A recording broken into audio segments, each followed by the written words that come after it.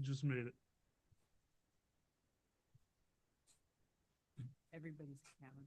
I'm gonna pass that back down, Barry. Please stand for the Pledge of Allegiance. I pledge allegiance To the flag of the United States of America and to the republic for which it stands, one nation, under God, indivisible, liberty and justice for all. Okay.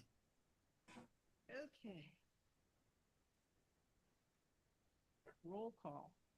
How are you doing down there, Ike? You are here. Leroy Blake. Here. Bill Tomei. Sorry. Brooks McGugan. Brooks, you here?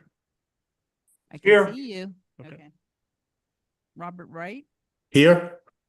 Terry Lynn Durham. Here. Yeah, I know. And I guess it's in their package, the minutes. We have the minutes from the August 11th commission meeting. I'm making a motion to approve the minutes. Do I have a second? Second. All those in Second. favor, aye. Aye. Abstain. Okay. What do we A do? special meeting on August 20th, and that was a combination of the Strategic Planning Committee and the Finance Committee, which almost all the commissioners were represented.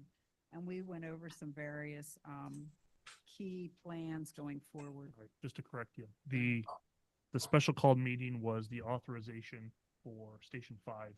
Oh, that's right. Okay, I'm The sorry. others were committee meetings. Yep, Okay, so Station 5, okay, thank you. for the downzoning Yeah. of the property. Yeah, so that's for the new property we bought at Station 5. So that was an official meeting so that we could actually vote. So that was August 20th. Does anybody have any questions about that? Okay, I make a motion to approve. Do I have a second? Second. Second. Those in favor, aye. Aye. Aye. Like no oppose or abstain. Okay. Any public comments? See any public? Okay, chief's report. Good evening, everybody. Happy Monday to you. A couple things going on. We just recently completed an engineer exam. We had 3 pass, and all 3 of those were promoted. Persons were promoted to engineer as well too. They're all filling floater positions at our engineer level as well. I did want to give you an update on St. John's High School program. So there was a change in leadership of the program at the teacher level over the summer as well too. Myself and City of Charleston, Chief Curry met with the new teacher for that program, and we are really impressed by what she brings and her vision for the program, and already the work she's put into it as well too. We're working through with the city some things on sponsoring that program, and then how St. John's can better support that program as well too. I appreciate her fresh perspective on it as well too, and I think it's something that could really benefit the district moving forward. And it seems like we've really worked through all of some of the issues we've had in the past as well too, and they've got more commitment from their students for the program as well too. So their program allows their students to achieve firefighter 1 and 2 certifications when they graduate and turn 18 and everything like that as well too. So good things happening at the high school. We're working through the actual sponsorship of that program. If that's us, if that's the city of Charleston, if that's St. Paul's, the 3 of us have all been working together on that. But we feel like there could be a good pipeline there for local talent to get through and possibly hire them in the future and start at 18 years old as a firefighter. Go from there. So other things internally we've got to work through on that, but very positive about the program moving forward as well too. Not to get too far ahead, we'll talk about the strategic planning committee earlier, but we talked about some Station 2, some of the mold issues they've had there. We went ahead and solicited bids, and actually they started the work there today. And the vendor had already let us know that they identified some causes of the issues, and they're taking care of those too, and working through that. So that's already taken care of. We did issue an RFP is out, just based off of our conversation we had at that strategic planning meeting. for essentially a soft renovation at Station 7. So what we've put in that RFP is some new carpet. They have a whole bunch of sound paneling in there, a ton of sound paneling. And somebody put that stuff on with like liquid nails. And the problem is it's getting moldy and it's falling apart. So part of the RFP is to rip down all that sound paneling, fix the walls, repaint it. It's also to paint the interior of the whole station as well too. And there's some other things like window treatments and blinds of things that have just been neglected over the years as well too. So we've got that RFP out. Don't expect that to be hopefully not over $50,000, anything like that. It's currently unbudgeted, but I've got some ideas there on how we do that. What I would do is come back next meeting and with our bids, see where those end up at and for approval of those bids. But just a soft renovation at 7 before we make future decisions on the long-term future of Station 7, just to give them some immediate help on what that station looks like and comfort as well too on there. So we will be going Friday, final inspection on the 2 tenders we ordered. I think those are important as well. One will be replacing the truck on Wamala. The other one will be, we have a plan to future put one on Johns Island, and we saw that about a week ago or a few days ago. We had a structure fire down off Bohicket Road and laid over 1,000 feet of 5-inch as well to an area that didn't have hydrants. So we want to make sure lots of areas on Johns Island that don't have hydrants as well too. We want to make sure that they're we can get water to the scene there as well too. So that's why we ordered 2 of them. That final inspection is on Friday as well too.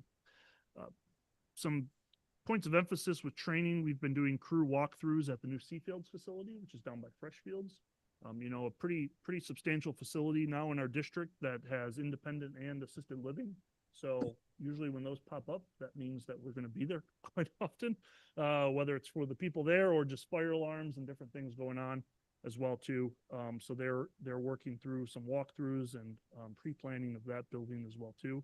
And then we're keeping tabs. The MUSC hospital's coming along, and that should be open here in the next couple months as well, which will also be helpful for EMS and ambulance service on Johns Island as well, to be able to not have to drop patients off downtown and instead drop them off at Freshfields is going to be very, very helpful for this area as well too.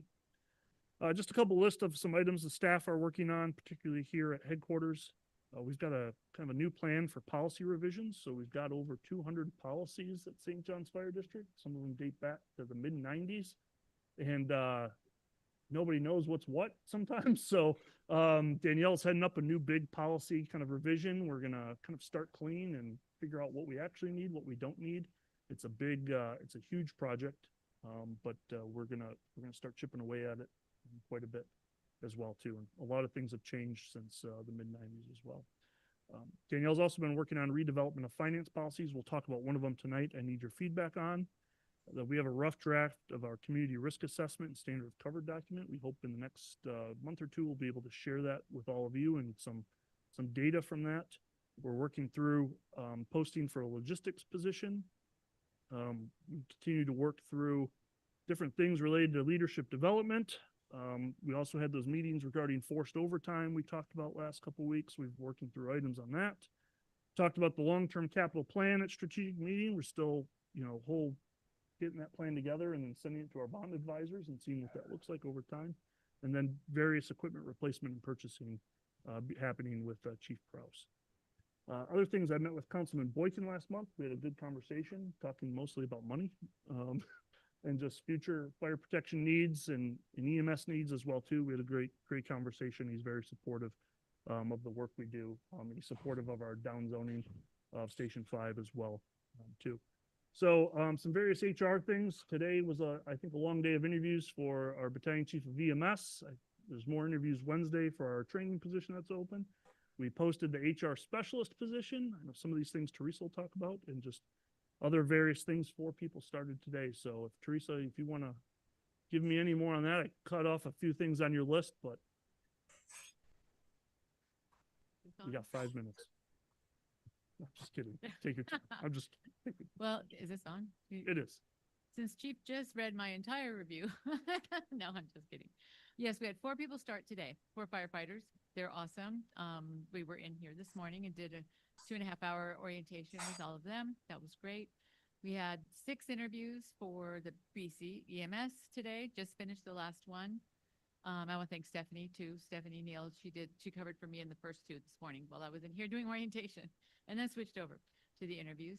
And we have next Wednesday, several for the BC training. So very, very busy in getting those filled. For the HR position, the HR specialist position, I've reviewed about 20, give or take, applicants so far. A phone interviewed 4, and I have 3 or 4 more tomorrow, and one that I'm going to schedule on site to do an on-site interview. And I've asked Danielle, I want her and Sarah to be involved too in the little panel, because that we involve payroll and HR together all the time. So I wanted them to be involved. There's a dog. Okay. And we had one resignation, one firefighter resignation, and we have 1 person off on workers' comp and some on light duty. But dog again. Any questions? Very busy right now, which is good. Thanks. Thank you. Chief Prowse, anything incident statistic wise you want to cover? Good afternoon. For the month of August, we had a total incident response of 387. Breaking that out, 210 of those on Johns Island, 96 of those with Kiowa, 46 with Seabrook, and 35 for Wadenball. Any questions?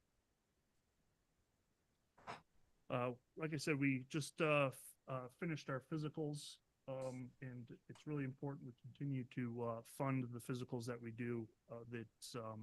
They're in-depth physicals that do ultrasound, blood work, all these different things, and early cancer detection, which puts us at the forefront of a lot of departments in this area as well. So we've been doing those for some time. So those are good. If anybody has any questions, that's my chief's report. Whoever has dogs barking, can you mute your audio, please? I can do that, I think. Thank you. Financial Mm. report. Mm. Happy Monday. Happy Monday. Okay, I'm going to go over the August financial report.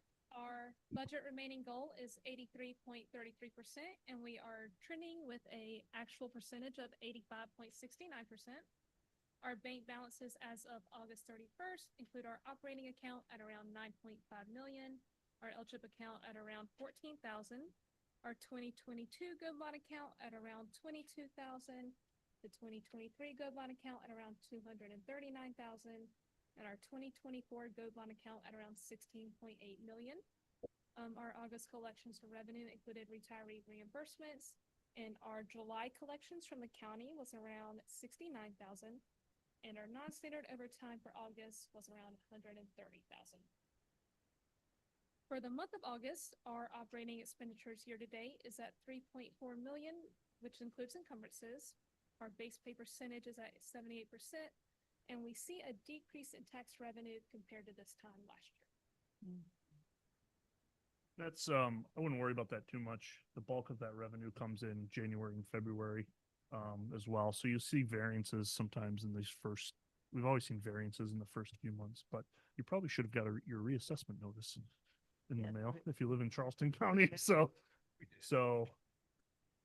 anyway, so not too worried about that. Thank you. Attorney's update. Thank you. The chief stole all my thunder as well. No, kidding. Just a couple things. One, I did submit the zoning application that y'all approved at the special meeting, emailed a number of community groups that the county had asked me to reach out to on the Johns Island front, just to let them know when the signs go up, this is a down zoning, nothing to worry about. Did talk to Councilman Boykin. So the application kicks off 5 meetings that I get to attend. The first is on October 13th, where I'll be appearing in front of the Planning Commission on the district's behalf. I continue to talk to the county about the Kiowa River Estates lease. They're still working with the beach company, so nothing else, no action on our end, but that's, we've talked about the fact that we don't need to break ground until all the legal is totally sealed on those 2 things. Putting on my other hat for a minute, I will say that I got a lot of complaints from constituents about the plate in the road on Maybank Highway in front of our station number 1. And DOT assures me that the contractor is prioritizing that repair for our trucks coming in and out of that station. And then continuing to coordinate as needed with staff. So the plate is gone. They've Okay, paved good. and then Oh, they, good. put some, we have a lake, Lake Maybank, is on our property there at Station One, Perfect. which is a piece of, we Perfect. got a little low point there where concrete and things, so they put asphalt there too, Oh, as well great. too, which is perfect. And as we think through our future capital planning needs, we should think about stormwater in that area. But no, I'm Well, glad to hear that that's already done. Thanks. So on Betsy Carrison, right before you get to the light at Ace on the right-hand side going out from Seabrook and Kiowa, they have just knocked down a lot of trees, getting ready to build something there. It says retail, restaurants, offices. Yeah, I don't know how much of an I think impact. it's like, it'll be. it's a big facility. I could be very wrong here. It's like 300,000 square feet of actual, mixed use space. So, yeah, it's a big project. Yeah. Yeah. Any unfinished or old business? Okay, we have new business. We want to review the authorized spending limits policy. And did folks on Zoom get a copy of this? I don't think you on Zoom, I don't think it made it part of the packet, but that's, oops, sorry, that's my phone going off. But that's okay. What I'll put you towards, there's a document we're looking at here. Like I said, Danielle's been working on some of our, finance policies, but if you go to the second page and you go to, 5.4 on the second page in 5.41, 5.42. So what we did here is cleaned up some language that we had in this that, was a bit confusing on my authority to spend during certain times as well too. So, what we did is 5.41 is just reworded that says the fire chief is authorized to spend purchases that are included in the fiscal year budget. So what we're trying to do is when we put it in the fiscal year budget, we're providing you, and I'm hope I'm doing a good point of data points on the big purchases as well too, so that you know, hey, it's in the budget, and when you do the approval on the budget, that's the authorization for me to spend what's in the budget. Good. Okay. Second one then, was essentially, it's for me, we put 25,000. I'm comfortable with that on purchases not in the budget without seeking your approval. So what happens sometimes with these is, facility repairs that are needed or an apparatus repair. Generally, they don't get to $25,000, but we have spent in the past some things. Spencer, I'm open to your feedback on this as well too. That was just the number we came up with that says like, hey, here's something that's happened. Without your approval, I need to go be able to spend this. And of course, I'll come back usually what those big things are and tell you every month anyway. But that's just kind of where we're at. So I just want to make sure everybody's comfortable with that, or if you have a different idea, suggestion, I'm open to that as well too. Ma'am. Does it also, would it include following procurement where applicable? So like, in other words, if your procurement. Deb, could you use your microphone? Oh, sorry. Spencer's talking. Sorry. Oh, that's really loud. Would it include procurement? So for example, if the procurement policy otherwise stated that you needed 2 quotes for something over $10,000, you would still follow that Yes, as well, right? absolutely. Okay, that's Yeah. all I care about. Thank you. And I think the only thing, so like the next part too is what we changed a bit. There was a bunch of wording in the next, like 5.5 says during periods when the district is threatened with an emergency event and normal communication be disrupted, the chief is authorized to spend up to $200,000 without seeking approval. There was also this weird thing about 200 to 300 that chair could give me approval. And so we just cleaned that up, took that out and said, I can spend in the event of an emergency up to $200,000. But yes, we would follow the procurement guidelines, also but yes. And then just to clarify, then in the next commission meeting, if you did need to do this, that it wasn't in budget, you would just have it in the chief's report. Yeah. And we've usually, I try to come back, let you know when we've got big purchases that have happened that we needed to do that. So it's just kind of cleaning that section up. Wanted to make you aware of that. We've cleaned up that policy, just in general, but wanted to make sure you guys were comfortable with, the expenditures of the district as well. Do we need to vote on this change? I think it makes sense for y'all to vote on it. I think at the end of all the financial policies, it might Do, For us to do a full, sorry. At the end of the financial policy review, it probably behooves us to adopt them all. But if you'd like to start using that prior to all the other policies, I think it would be a good idea to go ahead and officially authorize that. Okay. Okay, Yeah. so I'd like to make, go ahead, Bob. Deb, do you want- Deb, just before, do we ask our external auditors to review these policies? Yes. Um, well, then they're not doing a very good job. Because, one of the things we expect comments back from them, if we have policies that are difficult to interpret or follow, that they should be making recommendations. Yeah, I understand what you're saying. Also, too, I think like they generally look at our policies. I don't think they're going line through line through our policies. So like when we met with them for our kickoff meeting for our audit, something we don't have is a fraud policy. So that's something we're working on right now to bring in. And they're more concerned that is, do you have the policy about such and such, like fraud, spending, things like that, requisition process. I would be kind of surprised if they went through a line, but I don't think the previous policy was bad. We're just updating them, and that's just a line that's unclear. Does that make sense? Well, we didn't change the dollar amounts. We basically cleared up the wording and took out the emergency 200 to 300,000 Yes. that I could approve, which he and I discussed it before the meeting and I agreed with that. So the dollar thresholds, we didn't change. We're just trying to make it more clear because the wording wasn't that clear. But I know in past audits that I've been involved in, there were some comments that they reconciled certain purchases against the procurement. Mhm. And that's why I said yes, because I know they do some comparisons on the policies and when they're reviewing. And obviously they don't look at every line item, but they do pull out some large purchases and check that.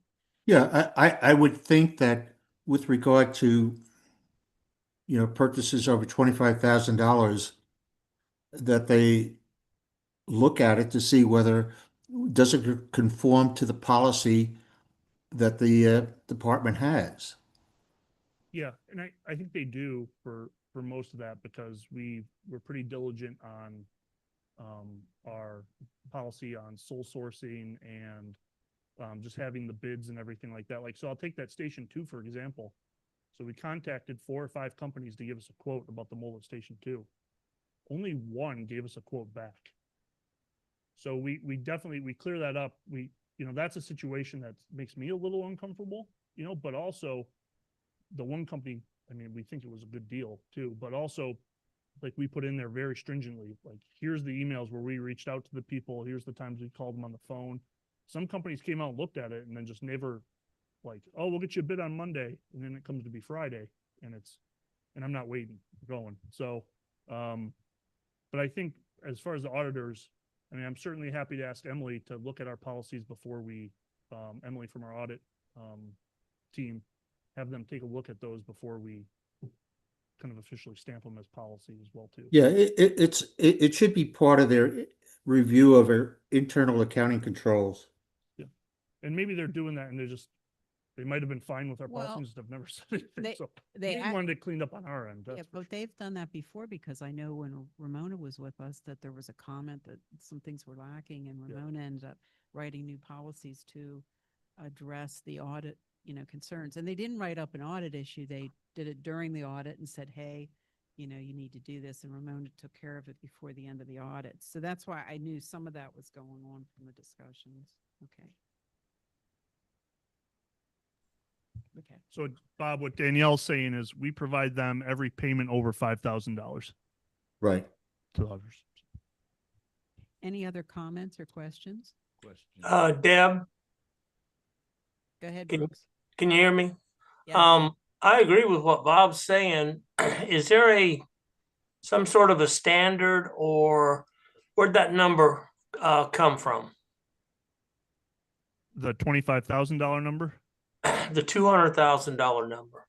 that's what was previously approved in our policy. Okay. I don't know where the number, that policy was how old now? Yeah. The policy Well, been around it's- for a while.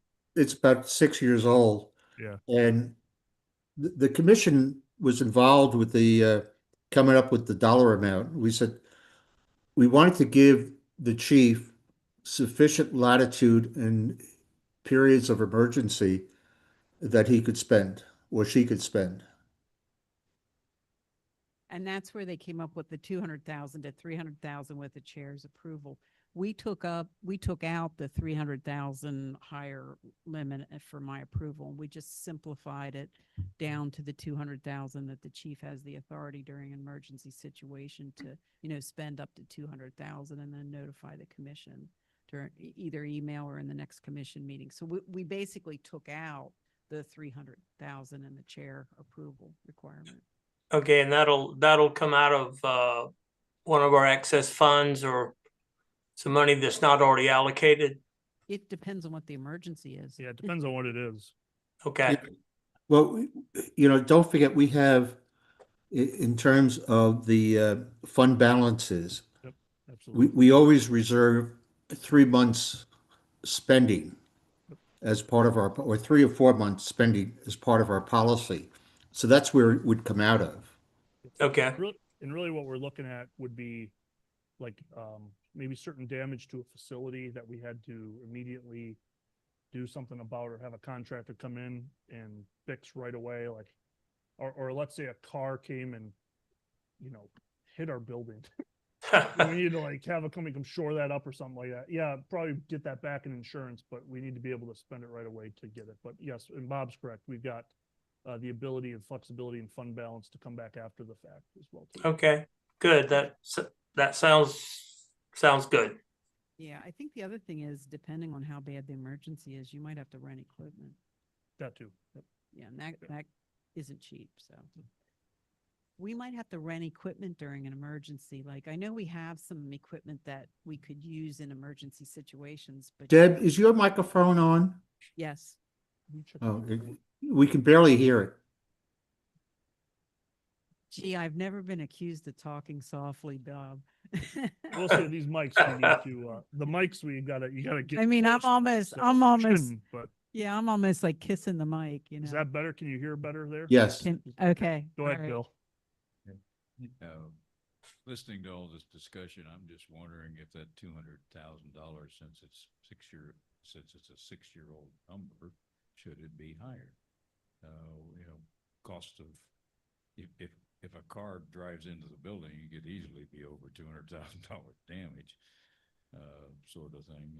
Is that worth looking at, making it 300,000 or? That's up to y'all's comfort level. I will say, I think we have, unique ability to, call a special meeting within 24 hours if something happens, Okay. and I don't think if I call the chair and say, hey, a car has went through our building and there's a big issue, I don't think we're gonna have too much of a problem of getting that, Yeah. you won't get slapped on the hand too much Okay. for that. Just So a thought. yeah, And I'm okay with, Okay. And then one other question along that same line, that if you're authorized to spend up to $200,000, I assume that's without adhering to the procurement policies. yeah, What was the question? I'm wondering if the $200,000 limit also in an emergency also negates the requirement for procurement, following procurement policies. In other words, you call a contractor and say, fix it, because it needs to be done right away. That's my opinion on an emergency thing. And jumping in with my legal perspective, it's very common for ordinances to provide emergency spending powers outside of procurement. And so that's fine from a legal perspective, however y'all want to handle it management wise. But from a legal perspective, as long as your procurement policy generally says there are authorized emergency expenditures, they don't have to follow this procurement code, then it's fine if the chief or the chair, whoever authorizes that. Again, it just follows whatever your larger procurement is, if that's. yeah. And so this is the authorized spending limits policy. And it's some policy that dictates also what, our purchasers with credit cards can spend as well too. There's another policy that's overall procurement guidelines as well too, which talks more about the bid process and, quotes and all these different things. So there's several finance policies, but there's kind of an overarching one. This is more of a kind of down in the nitty gritty about specific spending. Okay, Okay, any other comments or questions?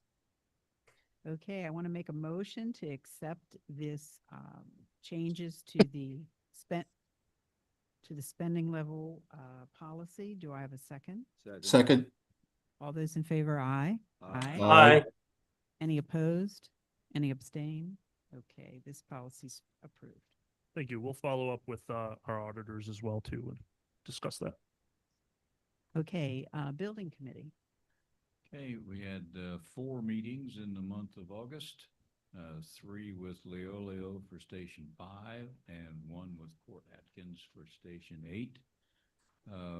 Station 8 is, of course, a little behind in as far as what's going on compared to Station 5. Station 5, we're at a stage where we're actually picking colors and materials for the outside of the building. The interior of the building has been pretty much established. Court Aikens for Station 8 is just beginning with interior design right now, so that's where those things are. We have 2 meetings scheduled in September, one on the 9th and one on the 24th. And right now, I'm planning on having the full building committee for September 24th meeting. That's it. Any questions for Bill? Bill, Yes. will that be available on Zoom? Oh, yes, it always is.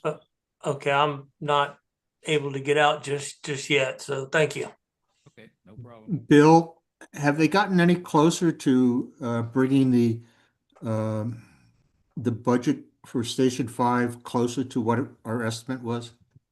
They're still working on that. I forget where the last round. Yeah, we had our last meeting, we had cut down a couple things and then working through just kind of that list that they had prepared the last time. We did bring it down a little bit. We also accepted some things and feel like we're at a point to just start moving forward. Yes, it was over budget as well, but there were some items that we really needed, and we finished like the discussion on what the exterior of the building paneling and things like that. And so we were able to reduce that cost, but those things are pretty much getting firmed up now. So. Good. Okay, Finance Committee, I mentioned that we had a committee meeting with strategic, and we didn't make any decisions. We just went over some future, purchases, and we talked a little bit about the bond issue. But as the chief mentioned, we want to finalize some information, then send it to our bond consultants before we determine, going forward with a bond issue. We do have approval from Charleston County. What is it? Additional $5 million. 5 million that we took into consideration when we were looking at all the different scenarios, but we would still need to request an additional bond issue at some point. We just don't know if that's going to be this year or the beginning of next year, so we have to figure that out. So stay tuned on that one. Human resource. Okay, no meeting. Strategic planning, if you want to elaborate on the. Yes, we basically covered most of that. Chief went over. Sorry, put that right there. There you go. Okay, you got me. Perfect. Okay, yes, we did cover some items on the Station 5 project, strategically to change some things to get us within our budget. And Chief already covered that, and I'm pretty well satisfied with where we are headed with that situation. Also, I was impressed when I spoke with Assistant Chief about all the construction work going on here at 17, that he, along with St. Andrews, they have a plan of something did happen out there. They worked together. Someone went into the marsh, a heavy equipment situation. They have a plan where they can go in there and take care of that situation. So I was really impressed with that information. And that concludes what I needed to talk about. Thank you. Okay, thank you. Any public or firefighter comments? Okay, commissioner comments. Ike, do you want to go first? Yes. Well, I would like to welcome the new hirees that just came in. Also, we got a text this week about what the, some of our personnel said with the comfort, some surveillance on what happened on the call. That's pretty impressive that, you care about the people in the public, that you will stick with them in a hardship situation. Also, I'd like to congratulate the new engineers. I really like the fact that we could, train within, hire within, and keep the ball rolling. We should always think about replacing yourselves with information with people coming in underneath you. And we can continue to build a really good fire department in the future to come. Thank you. Leroy?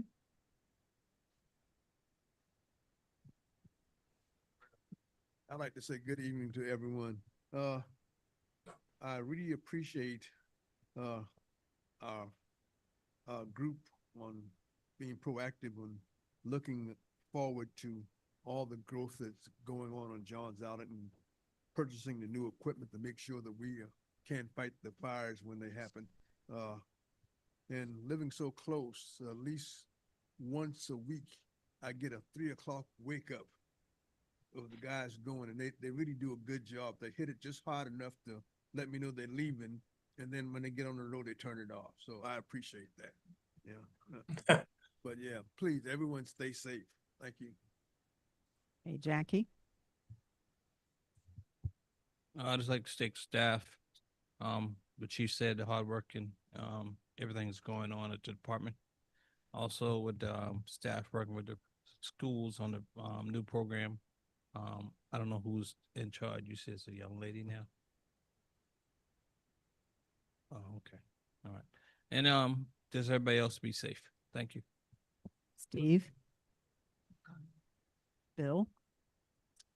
I'd like to give kudos to all the firefighters in how they handle themselves and dealing with the public during emergencies. The empathy and the professionalism and being sympathetic to the needs of the people is just outstanding. I've personally been involved in 3 of those situations, and 2 for my wife and 1 for me over the years, and I've been very impressed in all 3 of those times. So thank you all for doing what you did. Bob? No comments. Okay, Brooks? I just want to say that I agree with my fellow commissioners, and I am delighted with the direction that the fire department's going, led by our administrative staff. And I encourage all firefighters to stay safe. Terry Lynn? Congratulations to all in their prospective positions and increase, and continue to stay safe. Okay, thank you. I have no comment this evening. I know you're all going to be disappointed, but we are not going into executive session. So I make a motion to adjourn the meeting. Do I have a second? Second. All those in favor, aye. Aye. Any opposed or abstain? All right, you guys have a good week. Thanks. Be safe. Bye-bye.